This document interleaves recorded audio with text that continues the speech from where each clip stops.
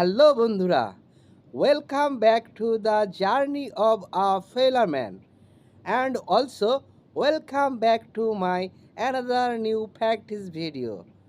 বন্ধুরা, গত ভিডিওতে আমরা হ্যাভ দ্বারা কোনো কিছু সত্ত্বাধিকার আছে বোঝাতে কিছু পজিটিভ সেন্টেন্স এবং কিছু প্রশ্ন তৈরি করার চর্চা করেছিলাম। Today in this video we will practice together about have, যেখানে have দ্বারা নেই কোনো কিছু নেই বোঝাতে আমরা ব্যবহার করব। So guys, let's get started.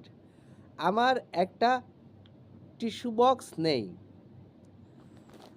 I don't have a tissue box. তোমার একটা টিস্যু বক্স নেই। You don't have a tissue box. বন্ধুরা, একটু লক্ষ্য করলে বুঝতে পারবে যখন আমাদের আছে বোঝাইছে সেক্ষেত্রে আমরা বলেছি I have a tissue box, আমার একটা টিস্যু বক্স আছে। You have a tissue box, তোমার একটা টিস্যু বক্স আছে। They have a tissue box, তাদের একটা টিস্যু বক্স আছে। কিন্তু যখন আমরা নেই বোঝাবে সেক্ষেত্রে স্ট্রাকচারটি আমরা এভাবে ব্যবহার করতে পারি, subject plus don't plus have plus noun.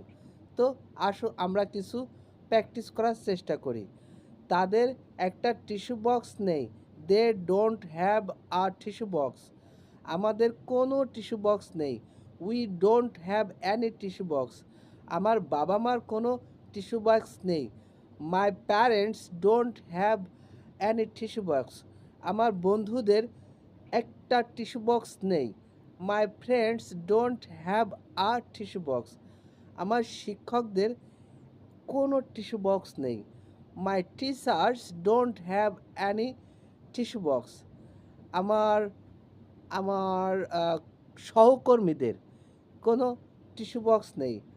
My accompanies or my colleagues don't have any tissue box.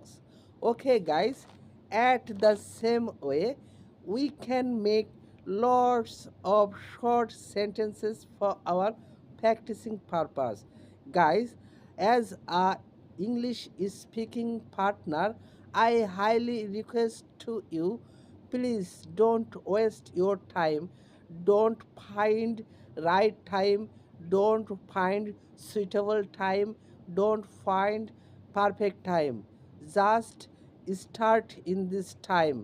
Guys, thank you.